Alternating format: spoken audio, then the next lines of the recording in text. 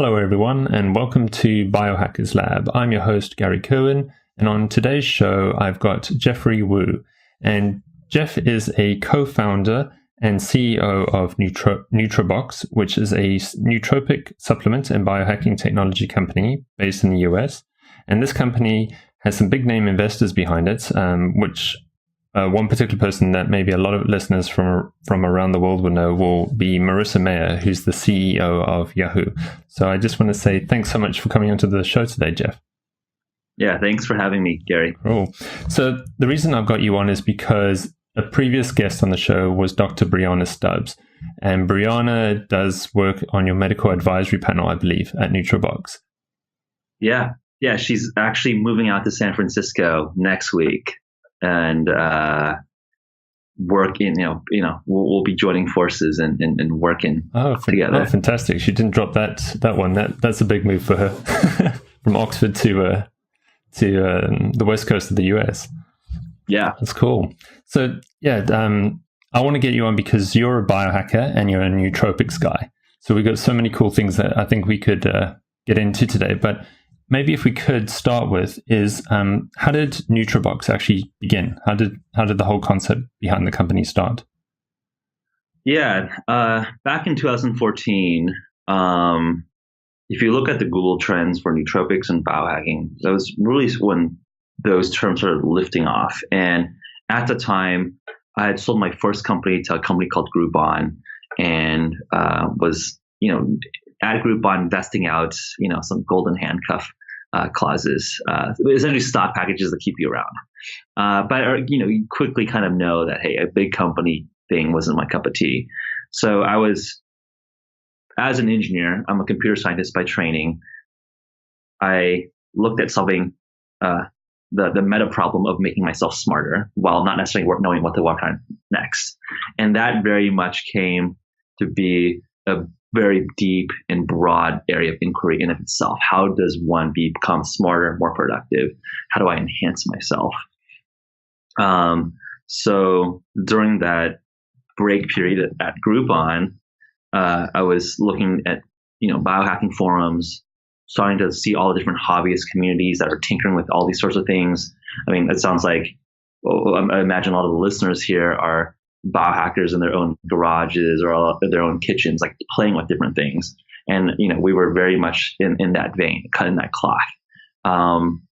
And it was interesting, right? So there's clearly some signal going on if thousands, tens of thousands of people, I would say probably hundreds of thousands of people are playing with all these sorts of compounds and nootropics and all these things.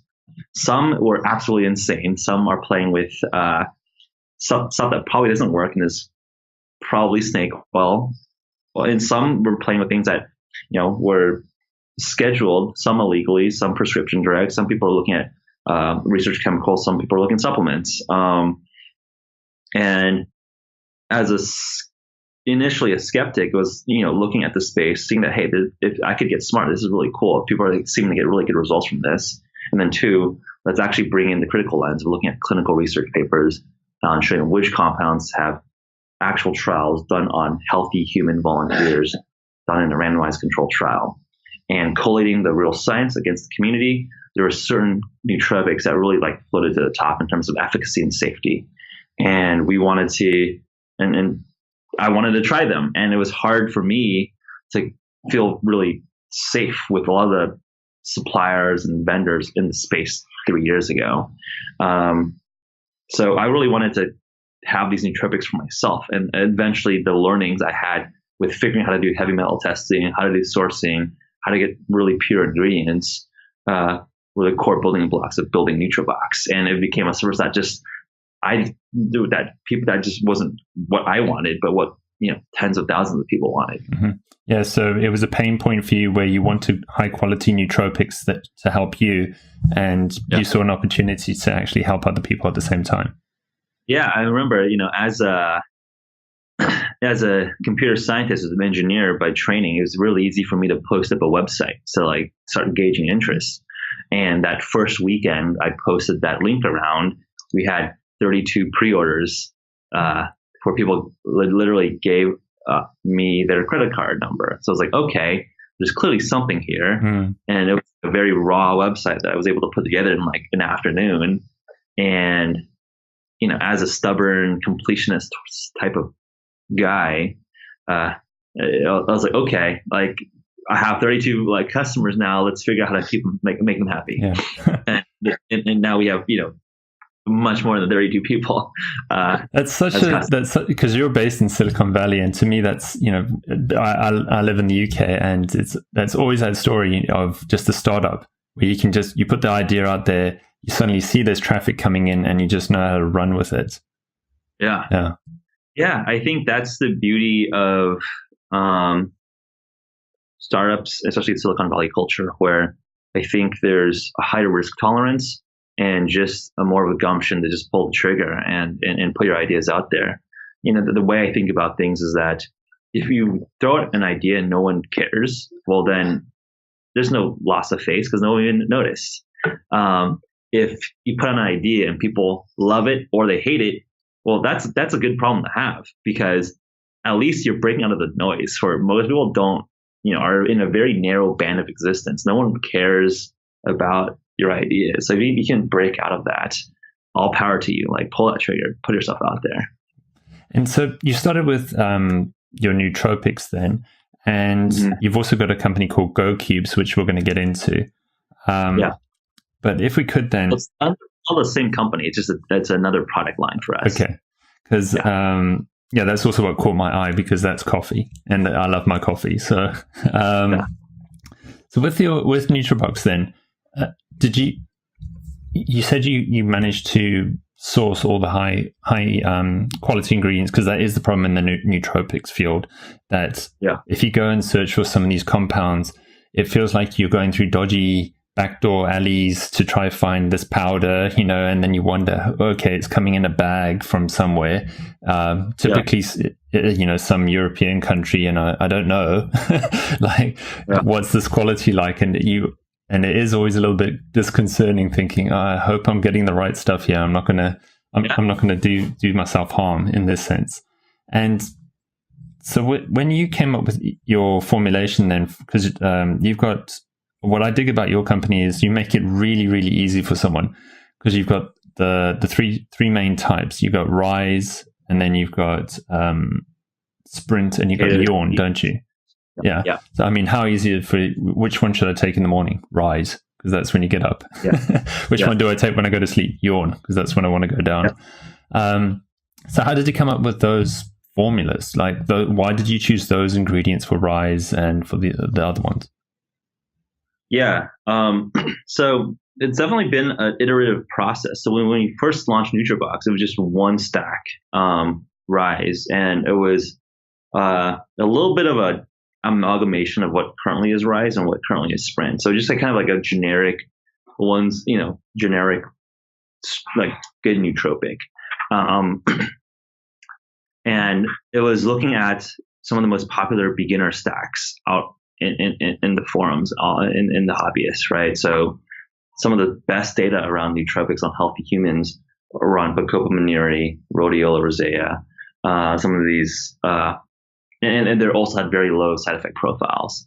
And I think it just is, especially there, for Bacopa, really strong data behind accelerating increasing BDNF levels, brain-derived neurotrophic factor, and then which basically supports and accelerates neuron growth, right? And then done on actual psychometric studies, really interesting results with increasing audio-visual learning task rates of learning and reducing forgetfulness, increasing spatial working memory versus placebo. So again, it was like looking at what was popular with hobbyists, what actually checked out with clinical research, and then putting together in a synergistic way. So while Bacopa is really good for working memory, rhodiola is really good for reducing the effects of fatigue on cognitive tasks. So interesting trial done on Russian soldiers, folks that basically did overnight patrol afterwards were tested on simple mathematical tasks. Folks that were on rhodiola were performing much, much more accurately than folks on placebo. And then when we started off going to market, well, people wanted things that were optimized for, can I get something that is going to be better than a cup of coffee? Because Rise today is more of a chronic product that you get effects building up over time, where Sprint, a caffeine L-theanine based stack, is gonna punch you immediately. So essentially, as we grew, more and more customers were giving us feedback. Hey, we want something that's going to work a little bit more acutely. Wait, we want something to help us optimize our sleep. We want something to help optimize this. So what started off as just an initial beachhead into the space of nootropics became, I think, just a working relationship with our customers, where in some ways, our bosses are our customers. So let's build the best possible products for people to optimize their productivity. So, and that's what I found interesting. You're one of the first probably nootropic companies that I've seen that mentions how Rise is a chronic daily nootropic, meaning not chronic in the sense that some people might think it bad, like chronic and acute inflammation. We're talking about it's that you feel you've created a product that's safe to take long term, and its effects on your brain in that sense. So you are trying to come back to your original goal of trying to help make yourself smarter by taking chemical compounds, and these are natural chemical compounds, right? They're found naturally, and you're trying to take these to enhance your brain and your memory pathways. Yes, and it's safe to, and so you feel it's safe to take Rise long term. You don't need to cycle it in any way. Right. So I think a lot of people, suggest cycling different protocols, but the way we look at it is that all the compounds that we do use are FDA generally regarded as safe. So in that lens, one might want to just put in cycling behavior, but I think in terms of just like being able to use it chronically, it's absolutely safe for that. Which I think is interesting, because I think in the larger umbrella of nootropics, right? Like I think I teased towards this a little bit earlier, where you have things that are FDA generally regarded as safe, things that are scheduled. A lot of people ask me, what do you think about microdosing LSD, right? Like LSD acid is a scheduled illegal drug, but people are, using that for potential nootropic effects. On the other hand, you have people experimenting with modafinil, Provigil, a narcolepsy drug, right? You need to be prescribed that with a doctor. Or there are things that are unscheduled, things that are research chemicals. So under the umbrella of nootropics, it's really orthogonal to the regulatory status, right? Like piracetam, Nupep, these are unscheduled in the United States. So they're not scheduled, they're not, you're not supposed to sell them for human consumption, but they're also not a legal drug. So they're in this gray area. So it's an interesting space that we're in, because I think there will need to be new regulation, new legislation around a new category of inputs or compounds, where it's not a drug, it's not a legal drug, but it's an enhancement class of compounds. And just regulation hasn't caught up to that new reality. And I'd be interested, because when I was speaking with Brianna, who's on your team, I mean, she's an ex-high-level rower in the UK, and we were talking about her ketone ester, but I'd actually be interested to know, are nootropics considered safe for athletes to take, or are they seen as a banned substance? Do you know? Yeah, so it depends on the exact compound, right? So like nootropics really just an umbrella term that, again, covers a whole swath of individual compounds. So I know, various racetams are banned by WADA, but omega-3s or caffeine is not, right? So like caffeine, and it actually is one of the best things that actually works. Right? If you actually look at clinical trial data, caffeine actually works for physical performance, but it's not banned. So I think regulators in terms of sports really look at, and I think they have just a different lens of how they classify. I think this is considered a steroid. This is considered doping. This is not considered doping. But I think a subset of nootropics are considered doping. A subset are not. Yeah. And so with is that something that even Nutribox would be considering? I don't know if you potentially would have elite athletes, professional players in different sports, and would they want to know it taking Rise or, any of the different Nutribox products? Are they safe? Yeah. So that's something that we're focusing more on, the NSF or Informed Sport, Informed Choice certifications, where, we do all the heavy metal testing. We actually publish our certificates of analysis open source. So you can actually go to GitHub and look at each batch's purity testing, heavy metal testing, microbiological contamination testing. So we've already sort of go above and beyond what's necessary. But for a lot of athletes and sports organizations, they require an NSF. They require an organizational stamp. So that's something we're working on. Okay, that's cool. Sorry, it's just something I had that idea that popped into my brain there. Yeah. Okay, yeah, and I'm glad you're also doing the open source, because I managed to speak with another nootropics company before, and they're pushing the open source labeling, and I think that's fantastic from a supplement company point of view, that you're willing to give the data information, say, look, we actually are providing this element, this substance, and it is pure. So it just gives confidence and trust to the consumer, I feel. Yeah, I think that was one of the things I think we were initially known for. And that's, I think, why a lot of people consider us one of the, the leaders in the space. And I think that comes back to what I kind of mentioned earlier with the nootropics and feeling like you're going through dark alleys.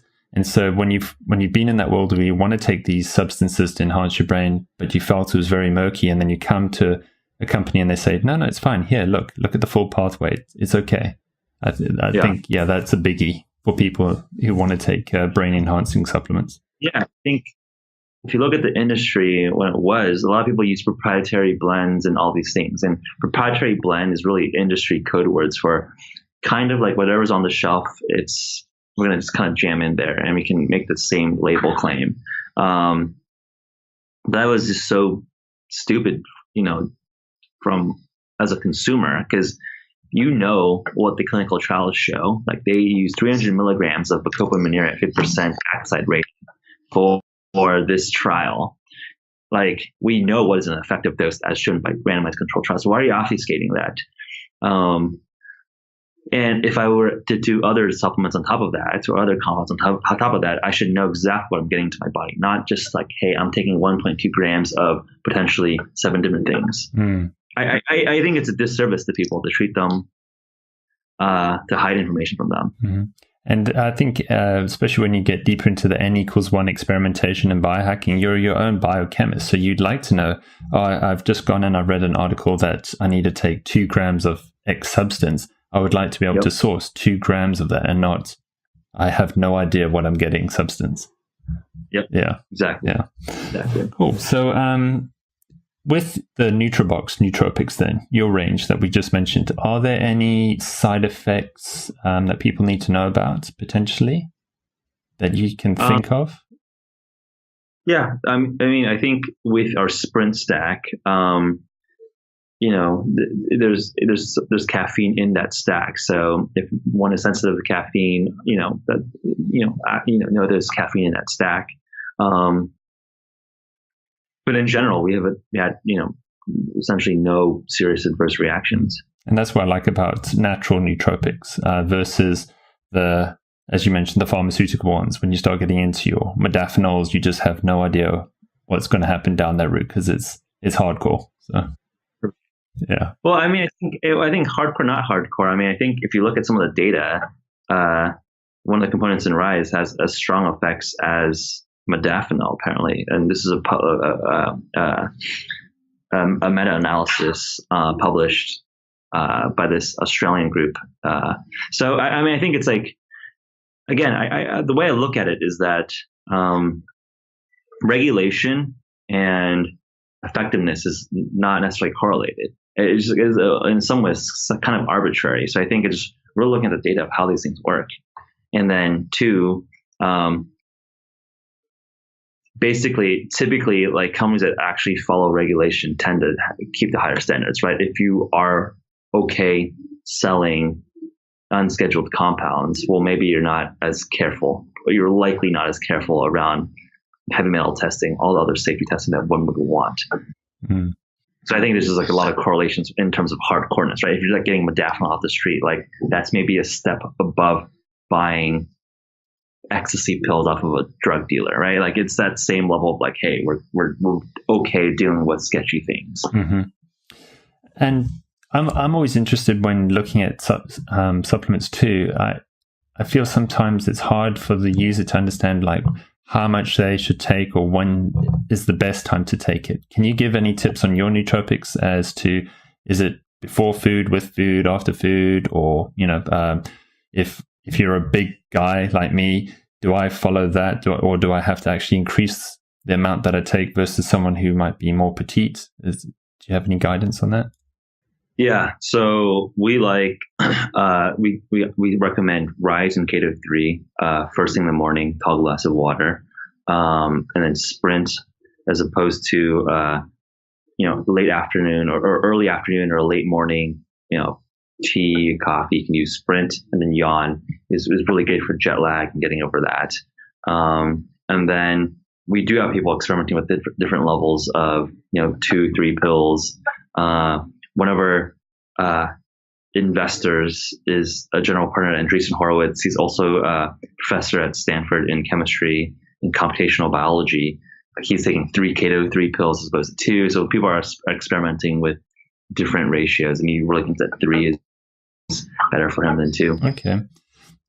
And what I'd like to get onto now, because you were talking about the morning, because you're a big proponent of fasting, aren't you? I mean, Brianna was telling me how, as a company, you do a weekly fast, isn't it? Yeah. So when we first launched and started getting a lot of traction and press, we were written up in the New York Times. Dr. Sandrine Durrett from Imperial College, I believe, emailed me and was saying, hey, like, we're interested in the same things. And she had a TED Talk on fasting as one of the most effective ways to increase neuron growth, which is interesting because, we can increase cognitive performance and neuron growth through nootropics, but also through other methods like fasting. And at the time, one of my colleagues, Paul, started getting into fasting because there's a lot of emerging research around fasting as potentially better for longevity. So as biohackers, we thought, hey, this is interesting. It sounds kind of insane because I've always been sort of a thin person. Our entire company's quite fit because as biohackers we care about being healthy. And it was like a pretty foreign notion to be like, hey, let's not eat. Because I don't think any of us had not eaten for a day, but the data was there. Science was pretty compelling, so we decided to give it a try. So we just did it together as like a group challenge, and that one helped us really stick it out together. Because if you're just doing something crazy by yourself, it's hard to maintain that. But if it's a whole group of people doing it, that social commiseration was really helpful to allow us to get through the first couple of fasts. And then we realized that it's actually pretty fun. Like after, the third, fourth fast, you get a really interesting mental clarity of being in a fasted state. And that is also related to elevated ketone levels, for ketones are a more efficient fuel for the brain. So that really became a core part of our company culture, where not just we would do a fast between Monday night and Wednesday morning and then do a breakfast together. As a celebration. It then became a weekly ritual for us, for not just Nutribox employees started going to these breakfasts, like our communities, our customer members started coming. And it really became this just almost a product, if you will, of our company. We really look at our fasting community, We Fast. It's called We Fast. It has, almost 10,000 members across the Facebook group and a Slack channel talking about fasting as a way to increase their performance on one hand, but also as a way to, help lose weight and control their diabetes and other metabolic syndromes. So really a cool community that we created out of, hey, let's fast because maybe it makes us grow neurons faster. So someone who's interested in fasting, then they can join your I guess it's a Facebook group you said and a Slack group. Yeah, Facebook group and a Slack group. So the Slack group is a little bit more, I would say, biohacker focused, meaning people a little bit more savvy around supplements, keto, nootropics, and then folks in the Facebook group a little bit more just broad, everyone. So we have people from that are overweight and diabetic from Ohio to people trying to lose weight in Brazil to everywhere. Okay, so anyone in the world can join your Facebook group. They don't have to be in your location unless they were lucky enough, right. And then they could go go have a cool breakfast with everyone. Yeah. Oh, awesome. Yeah. You found now that when you were saying after 3 or 4 fasts, are you saying that because you would do that fast, I think it's about 36 hours or so that you're fasting. So you do that for 1 week and then you do it again the next week. Did you say then that you noticed after doing it by the 4th time you did it, so 4 weeks from now, that you were feeling mentally different? Or is it that when you fasted for more days in a row that you had that feeling? Well, both. So our bodies need to be adapted to using ketosis. So as you might know, our bodies typically are using carbohydrate as a fuel source. So we're constantly in glycolysis, using glucose as fuel. And we're never really ever dipping into ketosis, which is using ketones or which is generated from fat as a fuel source. And we obviously have 300,000 kilocalories of fat in our body. You only store 2,000 kilocalories of glucose in our bodies. So it's really like an energy reserve for us that we never tap into.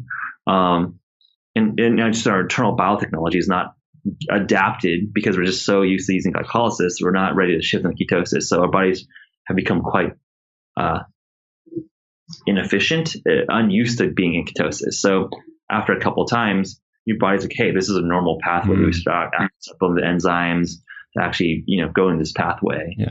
It didn't freak out. By week 4, your body's like, oh, we're going to keto, elevate ketone levels, and then so it takes a little bit of time to have your body get keto adapted, and then 2, when you're doing obviously longer fasts, you get elevated ketone levels.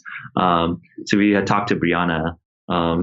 You might know the millimole scale for measuring ketones. So we're probably around 0.1, 0.2 millimole, which is very low ketones. Incidentally, I'm wearing a glucose monitor, so I can actually just tell you how much blood glucose I have. So I have 4.8 millimole glucose right now. Yeah, so for people who are listening on iTunes, they wouldn't have seen the YouTube video there, but that was fascinating. You just swiped a device over your arm and you just showed me what your glucose readings are.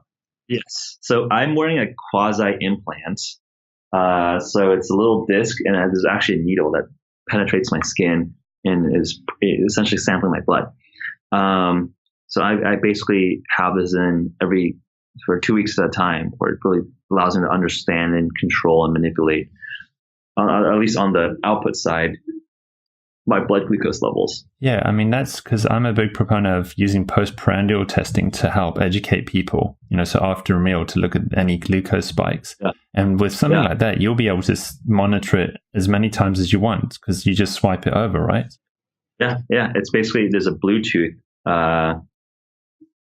basically reader that just collects the data. And it's just awesome. It's instead of doing finger pricks and all of that, which we've gotten used to as well. This is much, much more convenient. So, and that's called that's publicly available for people? Yeah. So it's typically used as a medical device for diabetics. It's called a Freestyle Libre. There's other manufacturers as well, but we like using Freestyle Libre. That's a proper biohacking gadget. Yeah. Check it out. Yeah. But anyways, to go back to the ketone point, if I'm fasted for around 20-24 hours, I'll get to around 0.6 millimole. If you're eating ketogenic diet, you're typically around 0.5, 1.0 millimole, unless you're like very, very strict over a long period of time.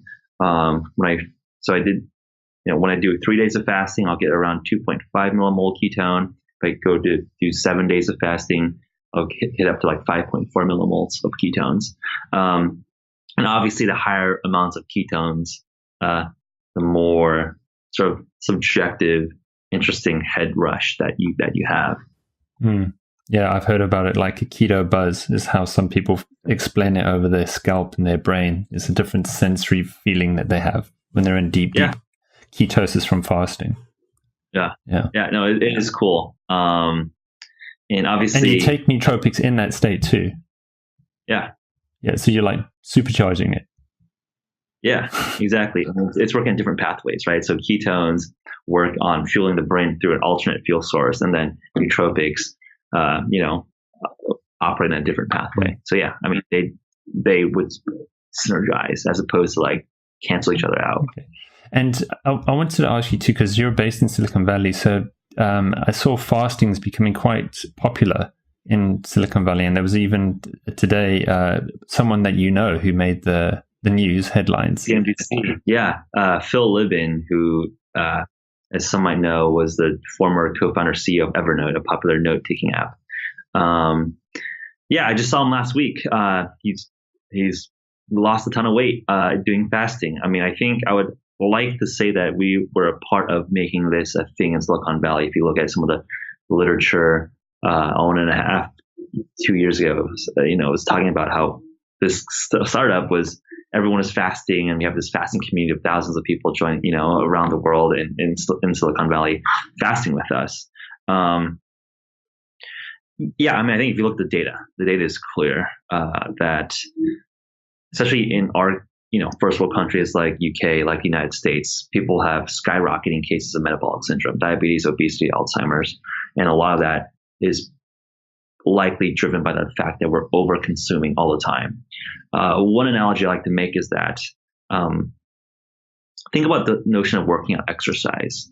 In the early 20th century, the notion that one would leave the farm field or leave the factory labor line to go do exercise on a treadmill would have sounded insane. But in the last 20, 30 years, as labor becomes more and more intellectual as is physical, we need to reinstall physical exercise back into our routines. That's why you saw corporate gyms and companies like Nike really explode in the last 20, 30 years. My thesis is that fasting will need to be reinstalled into our routine, just like exercise was. If you look at food consumption in Silicon Valley, no longer do you have no fear of being starved. You have no fear of starvation. We're constantly being fed with free food, free meals, free snacks given to you, shoved in your face. If you visit a Google or a Facebook, it's just like a snack aisle every 2 feet. And they give you awesome catered meals. And our bodies were not designed for that. Our bodies were designed to go through feast and famine cycles. So that's why we need to reinstall fasting back into our culture. And it's not a crazy notion. If you look at Roman culture was based on one large meal a day. A lot of Asian cultures were based on 2 meals a day. So really a 3 meal a day dogma that seems like such a core part of humanity is really a recent phenomenon. You again look at history. The 3 meal a day system was really designed to optimize for industrial revolution, factory line laborers, where you needed 1 meal in the beginning of the day to do your first shift of work, a break in the middle to do a second shift of work, and then you're so exhausted at the end of the day you have a third meal. We're no longer factory line laborers. Let's update our culture and our eating protocols to match a modern civilization. Mm-hmm. And I want to get it because we've got probably maybe 5 or 10 more minutes left. Can we get into coffee and your GoCubes? Yeah. So why GoCubes? Why put coffee in a cube? Yes. So we realized quite early that if I bring up some pills to you, these are some Nutribox pills. You want to try them. And we've done that, obviously, as entrepreneurs. People are like, whoa, that's a little crazy. I'll take them and maybe try them later. So we knew that the form factor presenting nootropics to the mainstream has some visual challenges, right? Because when people look at pills, you think of drugs or like medicine or illegal drugs, which, it is what it is. But we think that everyone will be biohackers. We really believe that, just like Nike was able to establish that everyone was an athlete. If you look at Apple Computer turning, the homebrew computing club nerds in the garages in Silicon Valley in the 70s and 80s, everyone now has an iPhone. It's really a supercomputer. If you think of the computing power in the iPhone, we think the same thing's going to happen with biohacking. Right now, it's a hobbyist community. Some of our listeners that might be listening in different pockets in Silicon Valley and elsewhere around the world. But I think everyone in the world will look like us in the next 5 years. So we really looked at, okay, how do we help, seep this interesting stuff into the mainstream? And we realized that, well, coffee is essentially the most commonly used quote unquote nootropic in the world, where, 2 billion cups are consumed a day. And most of them are not nice cappuccino Saturday night dates with the partner. It's really just like, give me my instant coffee so I can wake up and go to work. And we looked at that, and we as engineers, we're like, can we make a better version of coffee? Can we actually re-engineer it a little bit so it's actually better as a productivity agent, as opposed to like, hey, this is some bean that was grown and we're going to drink its mashed up liquid.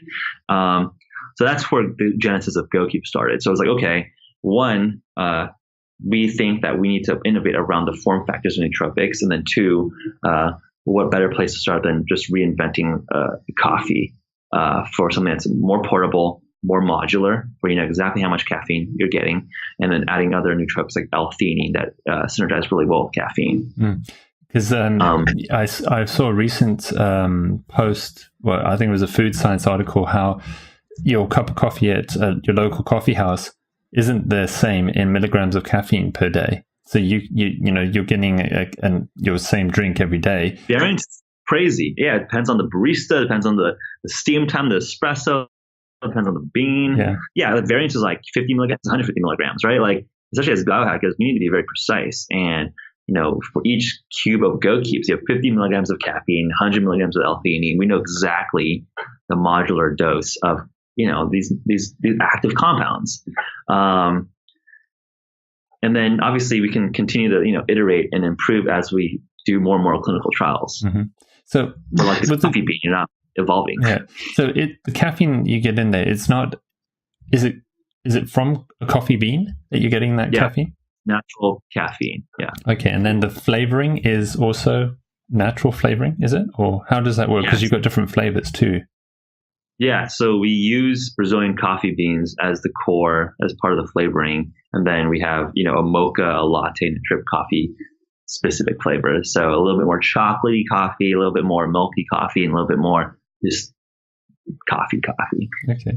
And with your sourcing then, do you believe in the mycotoxins issue when it comes to coffee beans? Do you go as far as that? If you look at the data, there's nothing there. No. Okay. And obviously, if you just look at coffee standards, they look at contaminants. I mean, so yeah, I think we're looking at Dave Asprey looking at mycotoxins. I encourage people to look at the data there. Like, there's it seems like a lot of hoopla over nothing. Okay. Yeah, because I'd just be interested, especially when you get into that coffee world. Yeah, Have you looked at the literature there, right? People are, I think Joe Rogan and Dave Asprey had a big argument about this, actually, where like Joe Rogan like called them out, being like, hey, like, you can sell your coffee beans, so like, don't make up some story about something that is, scaring people for no reason. Okay. So I let the listener actually just read the literature itself. And I think as biohackers, we're very curious and independent. So read it and make up your own mind. And I think if you read it, it's like, okay, there's not much here to really make an argument for. Okay, cool. And so just as a closing point then, anyone who's interested in Nutribox supplements or wants to find out more about the company, what's the best way to get hold of you guys? Yeah, check out our website, nootrobox.com, nootrobox.com. or Google us, or we're all over all the social media channels. And then I think the fasting group, I think that's an awesome, free, easy way to join our community. We Fast, WEFAST, Google that, or type in www.wefa.st, and then point you to our Facebook and Slack groups. Talk biohacking, talk fasting with thousands of other crazy biohackers that are. We had 100+ people do a 7-day fast with us back in January. So we got people that are doing like 7-day fasts, people that are just starting to do fasting. Really, just a fun group of biohackers at all experience levels. Yeah, well, I'm gonna link to all these resources in the show notes, and I'm actually going to go onto Facebook and join that group now, because I'm always looking for biohacking groups. Yeah. Cool. Yeah, and then absolutely share this podcast once it goes live to the group. I think it'd be a fun conversation for them, for everyone. Yeah, I look forward to it. Well, Jeff, thanks so much for coming on today. Yeah, cheers, Gary. Okay. Yeah, talk to you. Bye.